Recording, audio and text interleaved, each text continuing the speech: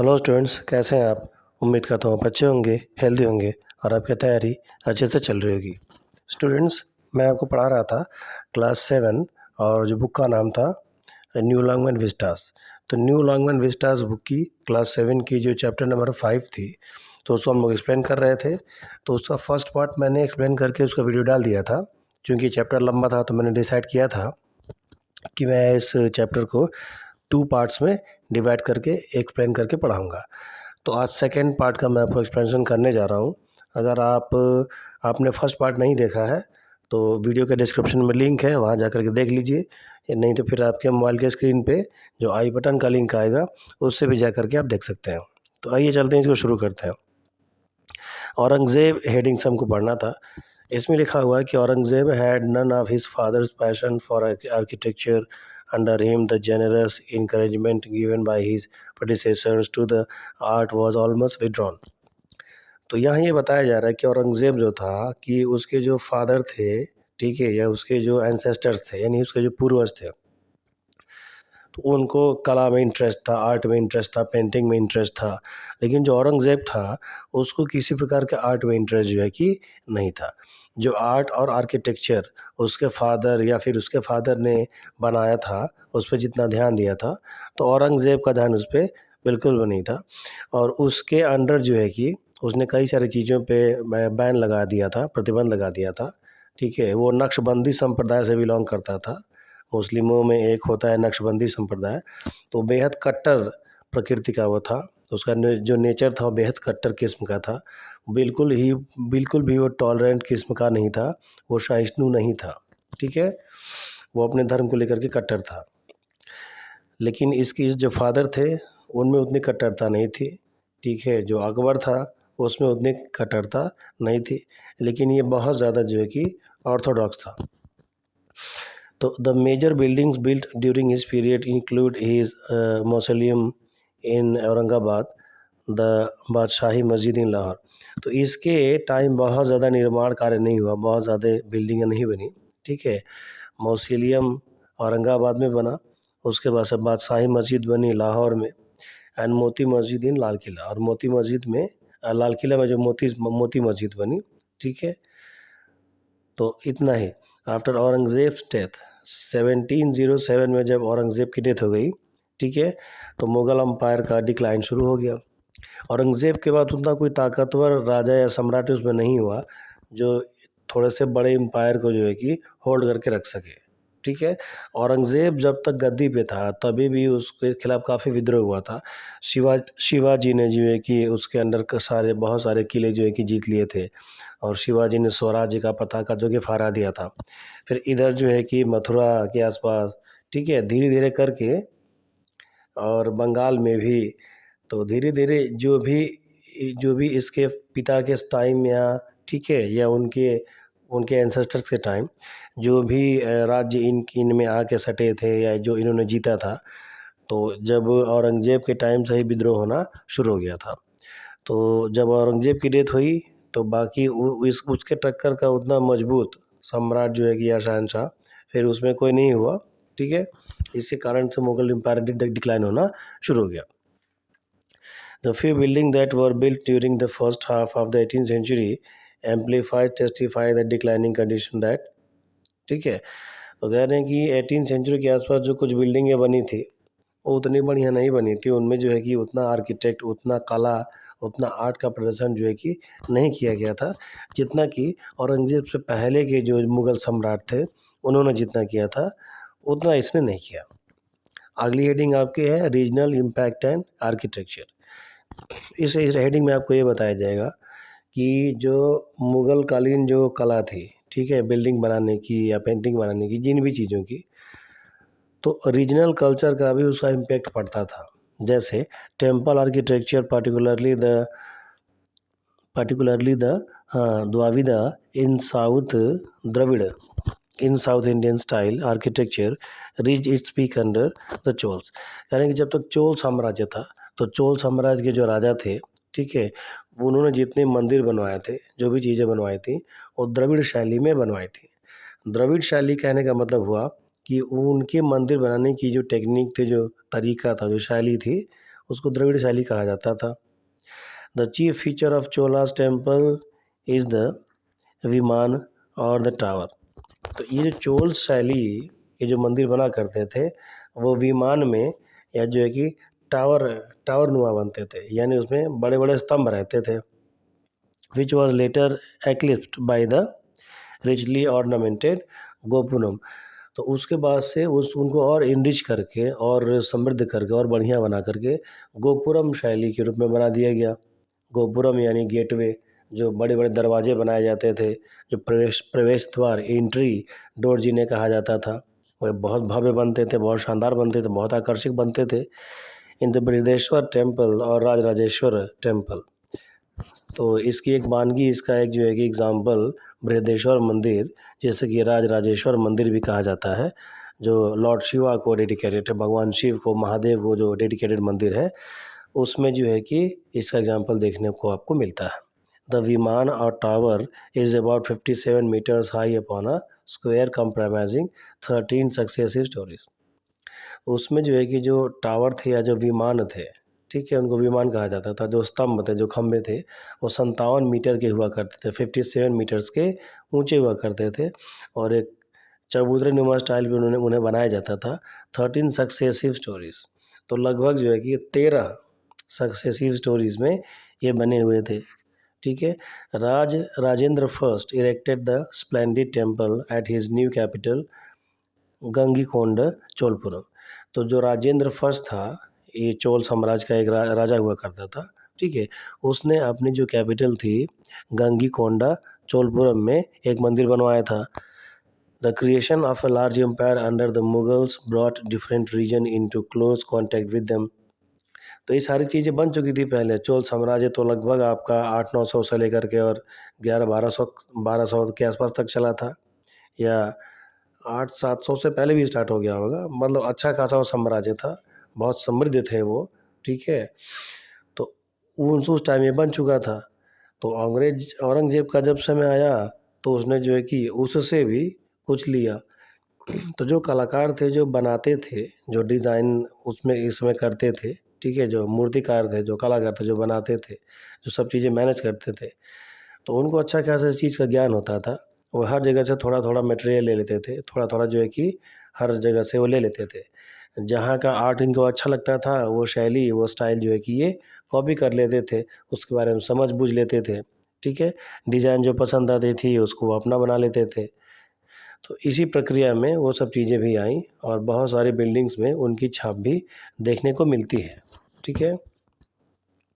अब आगे देखिए क्या कहता है ये, इन देयर ओन बिल्डिंग्स, ठीक, दे वेयर पर्टिकुलरली फॉन्ड ऑफ बंगला डोम। तो जब यहाँ पे मुग़ल आए, ठीक है, तो मुग़ल जहाँ से बिलॉन्ग करते थे वहाँ इतनी बड़ी बड़ी बिल्डिंगें नहीं थी, ठीक है। वहाँ आज भी इतनी बड़ी बड़ी बिल्डिंगें नहीं हैं। तो ये जब मुग़ल यहाँ पे आए तो यहाँ का जब कला देखा, यहाँ का जब भव्यता देखा, यहाँ की जब पेंटिंग देखी, यहाँ की जब बिल्डिंग बनाने की कला देखी, ठीक है, तो उन्होंने इस चीज़ को पढ़ा, इस चीज़ को समझा और समझ करके उसको भी अपनी शैली में मिला लिया। इससे औरंगज़ेब से पहले जो मुग़ल सम्राट हुआ करते थे, उनको फ़ारस की शैली जो है कि बहुत पसंद आती थी। पर्शियन स्टाइल में वो बिल्डिंगों को बनाया करते थे। इवन जो ताजमहल में जो बागीचा बना हुआ है, जो गार्डन बना हुआ है, वो ईरानी शैली में बना हुआ है, ठीक है। तो इनकी कोई अपनी शैली नहीं थी, इन्होंने जो भी लिया था इंडिया से इन्होंने लिया था, ठीक है। उसके बाद से कह रहे हैं ये, they used in their architecture, ठीक है, the impact of other regions was also evident. तो आसपास के जो क्षेत्र थे वहाँ से भी कुछ न कुछ कलाकारी इन्होंने ली थी। जैसे फतेहपुर सीकरी में many of the buildings reflect the architect style of Gujarat and Malwa. तो फतेहपुर सीकरी में जो बहुत सारी बिल्डिंगें बनी थीं, उसमें जो है कि गुजरात और मालवा क्षेत्र के कलाकारी की झलक भी मिलती है, उससे ग्लिम्पसेस भी मिलते हैं, ठीक है। फिर अगली आपकी हेडिंग है tank and step wells. Tank were constructed around the temples for ritual bathings. तो उस समय के जो मंदिर बनाए जाते थे उसके अगल बगल में कुएँ भी बनाए जाते थे, वेल्स भी बनाए जाते थे, टैंक बनाए जाते थे, ताकि लोग वहीं से स्नान करके पूजा पाठ करने चले जाएँ। दे वेर नोन एज कुंड, उनको कुंड के नाम से जाना जाता था, उनको कुंड कहा जाता था। They were usually rectangular in shape, वे जो है कि शेप में कैसे होते थे, तो रेक्टेंगुलर होते थे, आयताकार होते थे, ठीक है। लंबाई समान होती थी, चौड़ाई भी समान होती थी, ठीक है। आमने सामने की जो साइड होती थी वो एक बराबर होती थी। और फिर वो जो टैंक होते थे उनके अगल बगल सीढ़ियाँ लगी होती थी चढ़ने उतरने के लिए। Turkish rulers in Delhi later followed his this tradition और टैंक कंस्ट्रक्शन। तो जो तुर्किश रूलर थे दिल्ली में, उन्होंने इस चीज़ को बनाना चालू किया, अपने यहाँ बनाया। Iltutmish constructed a large reservoir called Hauz Sultani और किंग रिजर्वायर। तो इसी को देख करके इल्तुतमिश ने, ठीक है, एक बहुत बड़ा जो है कि कुंड का निर्माण करवाया, जिसे हौज सुल्तानी कहा जाता था या राजा का रिजर्वायर कहा जाता था। The Sufi saint also got reservoirs constructed around the hospice. सूफी जो संत थे जहाँ वो रहा करते थे, उनके लिए भी आसपास जो है कि काफ़ी बड़े कुंड बनवाए गए थे। In the 14th century Nizamuddin Auliya began the construction of reservoir. A feud arose between him and the then sultan of Delhi Ghiyasuddin Tughlaq, ठीक है। तो निज़ामुद्दीन जो औलिया थे, ठीक है, उन्होंने भी जो है कि कई कुंडों का निर्माण जो है कि और एक बार की बात है, sultan forbid the labours from working anywhere else but on the his fort and place buildings. तो एक बार सुल्तान ने आदेश दे दिया था कि जितने भी लेबर्स हैं वो उनके महल में काम करेंगे, बाहर कहीं काम नहीं करेंगे। This labourers work quietly on the tanks for Nizamuddin Auliya at night. तो वो जितने वर्कर हुआ करते थे, वो निज़ामुद्दीन औलिया जो टैंक बनवा रहे थे, जो रिजर्वायर बनवा रहे थे, वहाँ रात को काम किया करते थे। तो sultan got furious and ordered that there would be no sale for oil to Nizamuddin Auliya. तो जब सुल्तान को सूचना मिली, इन्फॉर्मेशन मिली कि ऐसा हो रहा है, तो नाराज़ हो गए और उन्होंने जो है कि कह दिया कि निज़ामुद्दीन औलिया को जो है कि कोई जो है कि तेल की सप्लाई नहीं करेगा, क्योंकि रात में काम हो रहा था। तो काम करने के लिए थोड़ा लाइट का होना ज़रूरी है। तो उस समय जो है कि तेल जला कर, दीपक जला करके ही लाइट किया जाता था। इलेक्ट्रिसिटी सिस्टम तो उस ज़माने में था नहीं। The myth is that Auliya blessed the water to work as fuel and the work was completed, ठीक है। मिथ का मतलब होता है, ऐसा कहा जाता है, ठीक है, इसका कहीं कोई रिकॉर्ड नहीं है। ऐसा कहा जाता है कि औलिया ने ब्लेस किया, ठीक है, आशीर्वाद दिया, कुछ दुआ की, तो वो पानी जो था वही जो है कि तेल बन गया और उसी से फ्यूल के रूप में यूज़ करके प्रकाश के लिए, लाइट के लिए उसी से दीपक जो है कि जलाए गए और कंस्ट्रक्शन का काम जो है कि रुका नहीं और टैंक उनका बन करके तैयार हो गया। स्टेप वेल्स और baolis where completely different structures. तो सीढ़ीदार जो कुएँ थे, सीढ़ीदार कुएँ जो थे, ठीक है, कुएँ के अंदर भी सीढ़ी बनाई जाती थी। और बावली, ठीक है, राजस्थान के साइड में आप जाएंगे तो जलाशयों को, वाटर बॉडीज़ को, ठीक है, या जो तालाब होते हैं उनको बावड़ी कहा जाता है, ठीक है। वो लोगों को नहाने के लिए, पानी पीने के लिए उसको बनाया जाता था। Although constructed in the 7th century, its construction became more prolific from the 9th century. तो 7th सेंचुरी यानी कि 700 से 800 के आसपास भी बावड़ी बनाए जाते थे, लेकिन 9th सेंचुरी यानी कि जब 900 का समय आया, ठीक है, यानी आज से 1100 साल पहले, तो उसमें भी और भी अच्छी अच्छी बावड़ी बनने लगी थी। उनमें डिज़ाइन, उसमें जो है कि कलाकारी और जो है कि बढ़ गई थी, ठीक है। One of the grand step wells was Chand Baori constructed in 1825 CE, ठीक है। तो सबसे प्रचलित, सबसे बढ़िया ग्रैंड सेट जो है कि बनवाया गया था स्टेप वेल्स का, वो चंद बरोई ने बनाया था 825 के आसपास, ठीक है। उसके बाद से अबनेरी, दौसा डिस्ट्रिक्ट इन राजस्थान। तो अबनेरी जो है कि राजस्थान के दौसा डिस्ट्रिक्ट में है, दौसा जिला में पड़ता है, बनवाया था। From now onwards many step wells were constructed. तो उसके बाद से भी बहुत सारे जो है कि स्टेप वेल्स बनवाए गए, राजस्थान में, गुजरात में, दिल्ली में, सब में बनवाए गए। One of the famous step wells of Delhi is Agrasen ki बावली।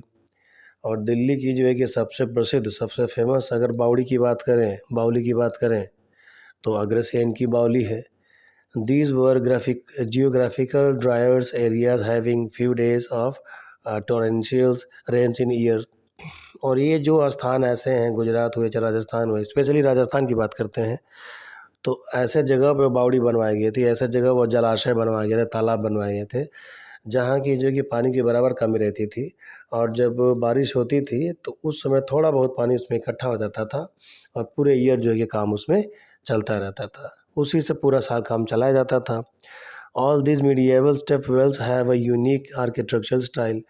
तो इस जो है कि मध्यकालीन जितने भी ये कुएँ बनाए गए थे या जितनी भी चीज़ें बनाई गई थीं, उनमें अद्भुत जो है कि आर्किटेक्चरल था। उनका जो है कि बनाने का तरीका, उनकी डिज़ाइन जो है कि अतुलनीय थी। It was a linear building with steps descending down to the water. तो लीनियर यानी एक सीधी रेखा में जो है कि सीढ़ियाँ बनाई जाती थीं, डिसेंडिंग डाउन यानी उतरने के लिए, वाटर तक जाने के लिए बनाई जाती थी, पानी में उतरने के लिए बनाई जाती थी। The primary purpose of the step wells was to provide water to the local communities. तो जो है कि सबसे मेन यानी प्राइमरी जो ऑब्जेक्टिव होता था, जो प्राथमिक उद्देश्य होता था इन चीज़ों को बनवाने का, बावड़ी को बनवाने का, जलाशयों को बनवाने का, वो यही होता था कि आसपास की जो कम्युनिटी थी उनको जो है कि पानी की सप्लाई बराबर होती रहे। It also served as a place of religious ceremonies and social gatherings. तो एक और इसका महत्व होता था, इम्पोर्टेंस होता था कि यहाँ जो है कि आसपास मंदिर हुआ करते थे, तो धार्मिक आयोजनों के लिए, रिलीजियस सेरेमनीज़ के लिए लोग जो है कि यहाँ जमा हुआ करते थे। और सोशल गैदरिंग भी होती, जब कोई त्यौहार आता था या कोई उत्सव मनाना होता था तो पूरा ये मंदिर सजाया जाता था, पूरा मंडप सजाया जाता था और बहुत सारे लोग जो है कि गैदर होकर के यहाँ पे कल्चरल प्रोग्राम्स करते थे, सांस्कृतिक कार्यक्रमों का आयोजन जो है कि किया करते थे। ठीक है, तो यहाँ आपका ये चैप्टर जो है कि फिनिश होता है। एक्सप्लेनेशन आपको कैसा लगा, व्याख्या आपको कैसी लगी, ये ज़रूर बताइएगा। और अगर आपको वीडियो पसंद आ रहा हो तो इसे अपने दोस्तों के बीच, अपने सहपाठियों के बीच, अपने स्टूडेंट्स के बीच इसको ज़रूर शेयर करिए और मेरे चैनल को सब्सक्राइब कर लीजिए, मेरी हिम्मत बढ़ाते रहिए। ठीक है, और भी मैं वीडियोस इस चैप्टर्स के आपको लाते रहूँगा। इस बुक के मैंने काफ़ी चैप्टर्स को एक्सप्लेन किया है और आगे भी एक्सप्लेन आपके लिए मैं करता रहूँगा। तो मिलते हैं आपसे नेक्स्ट वीडियो में, तब तक के लिए जय हिंद।